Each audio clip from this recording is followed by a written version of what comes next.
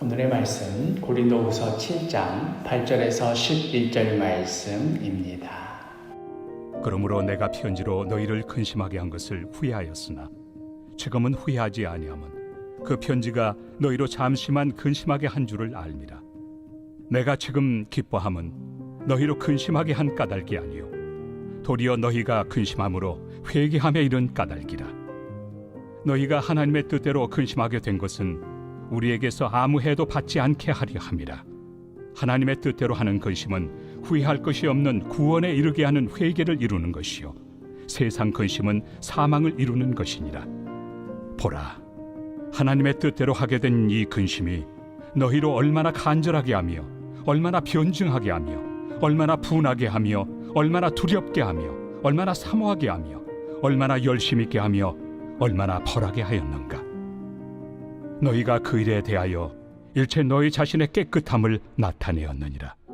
고린도 교회 내에 발생하였던 여러 심각한 사안들을 듣고 바울은 직접 해결해 보려고 고린도에 방문하였었습니다. 그러나 그 상황이 얼마나 심각하였었는지, 또한 바울에 대한 반발과 의심이 얼마나 컸었는지, 바울로서는 아무것도 하지 못하고 그냥 떠나는 수밖에 없었습니다.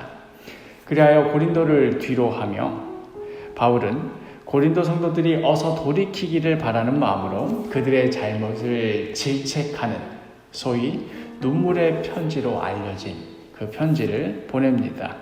안타깝게도 우리들에게 그 편지가 전해져 오고 있지는 않습니다만은, 그러나 그 내용이 얼마나 통렬했는지, 그 편지를 쓰고 난 후에 바울의 심정이 어떠하였는가 하는 것이 바로 오늘의 본문에 나와 있습니다. 고린도후서 7장 8절 상반절을 보면, 그러므로 내가 편지로 너희를 근심하게 한 것을 후회하였으나, 분명 그 편지에는 사실과 다른 내용이 쓰여 있다거나 멀쩡한 사람을 억울하게 만든다거나 하는 그런 내용은 아니었을 겁니다. 바울의 걱정은 그 편지를 받고는 그 고린도 성도들이 마음에 얼마나 상처를 받게 될까 하는 것이었습니다. 자녀의 잘못에 대해 회초리를 들면서도 동시에 그 회초리 맞은 자리가 얼마나 아플까 괴로워하는 부모의 심정과 같은 것이었겠지요. 그렇게 눈물의 편지를 보내고서도 바울은 디도를 통해 고린도의 상황이 어떠한지 보게 합니다. 그래서 다시 바울에게로 돌아온 이 디도의 그 결과 보고를 듣기 전까지 바울이 얼마나 노심초사하였는가. 정말 고린도 성도들이 이럴까 저럴까, 빨리 디도가 와서 나에게 어떻게 되는지 알려줘야 될 텐데 하는 그런 마음이 어제의 본문에 나와 있었지요. 어제 본문의 7절을 보면, 그가 온 것뿐 아니요 오직 그가 너희에게서 받은 그 위로로 위로하고 너희의 사모함과 애통함과 나를 위하여 열심 있는 것을 우리에게 보고함으로 나를 더욱 기쁘게 하였느니라. 아직 고린도 성도들과 바울 사이의 이 깊은 갈등의 골이 온전히 회복된 것은 아니었지만, 그럼에도 희망이 있다는 것, 그럼에도 고린도 성도들 중 누군가는 그 편지를 읽고 애통하며 회개하였다는 것, 다시 바울을 향한 마음이 회복되어 가고 있다는 것, 그 디도가 알려진 그 소식 때문에 바울은 너무도 기뻐하였습니다. 그래서 오늘 본문에서 이렇게 말하는 거지요. 7장 8절 하반절에서 지금은 후회하지 아니함은 그 편지가 너희로 잠시만 근심하게 한 줄을 알미라. 회초리를 때렸는데 맞은 자리가 잠깐만 아프고 이제 안 아프다니 다행이다, 이런 마음이 아니라 맞은 자리는 여전히 아프겠지만 그러나 그로 인하여서 자기 잘못을 깨닫고 돌이키게 되었다 하는 그 사실 때문에 기뻐하는 것입니다. 이어지는 9절에 내가 지금 기뻐함은 너희로 근심하게 한 까닭이 아니요 도리어 너희가 근심함으로 회개함에 이른 까닭이라. 너희가 하나님의 뜻대로 근심하게 된 것은 우리에게서 아무 해도 받지 않게 하려 함이라. 걱정하고 근심하는 것, 이건 분명 우리 삶 가운데 부정적인 것입니다. 그러나 그조차도 하나님의 뜻대로 하는 근심은 회개의 열매를 낳게 됩니다.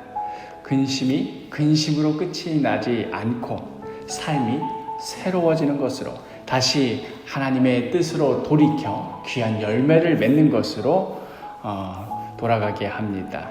우리가 지난주일 설교 시간에 함께 말씀 나눴듯이 우리가 새로운 피조물이 되었다 하는 그 의미는 설사 우리 가운데 여러 실패와 연약함과 부족함 때문에 우리가 넘어지고 좌절하고 절망하게 된다 하더라도 하나님께서는 바로 그 실패와 연약함을 들어서 사용하셔서 더 귀하고 놀라운 일들로 바꾸신다고 하였지요. 분명 그 자체로서는 악인데 그게 뭐 좋을 일 하나 없는데 그 악을 선으로 바꾸신다. 우리는 하나님의 자녀로서 우리의 삶을 통하여서 하나님께서 우리 삶을 그렇게 들어서 사용하신다 하는 것을 보게 되며 경험하며 살아가는 존재다. 바로 이런 것이 새로운 피조물이 되었다 하는 의미라고 우리가 주일에 말씀을 나눴습니다. 우리의 실패조차도 하나님께는 끝이 아니고 오히려 새로운 역사의 시작이다 하는 것. 이것이 바로 하나님을 떠나 있는 자들과 또 믿음 가운데 있는 자들 사이에 존재하는 결정적인 차이점입니다. 바울의 눈물의 편지 때문에 벌어진 이 근심과 후회도 역시 마찬가지입니다. 10절에 하나님의 뜻대로 하는 근심은 후회할 것이 없는 구원에 이르게 하는 회개를 이루는 것이요 세상 근심은 사망을 이루는 것이라.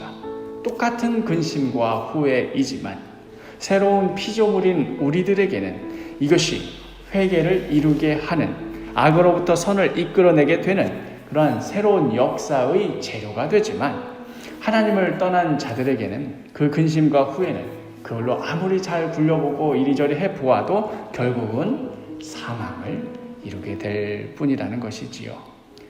사랑하는 사도교회 식구 여러분, 그러니 그리스도 안에서 새롭게 된 피조물로서 우리 가운데 벌어지는 그 어떤 아픔과 근심과 걱정도 결코 거기서 끝일 수가 없습니다. 문제는 이를 통하여서 더욱더 하나님께 가까이 나아가고자 하는가? 바로 여기에 있는 것이겠지요. 우리는 넘어질 수 있습니다. 또 실수하고 실망할 수 있습니다.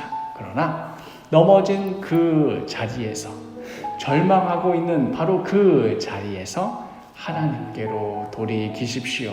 하나님께서는 분명 그 실수와 아픔을 통하여서 악을 선으로 바꾸어 나가실 것입니다. 우리의 후회와 근심이 오히려 귀하고 아름다운 열매로 맺어가게 될 것입니다. 이러한 귀한 은혜가 또 정말로 내 삶 가운데 이런 일이 벌어졌습니다 하는 그러한 간증이 우리 사도교회 식구 한 사람 한 사람 가운데 오늘 하루도 가득하기를 간절히 축복합니다.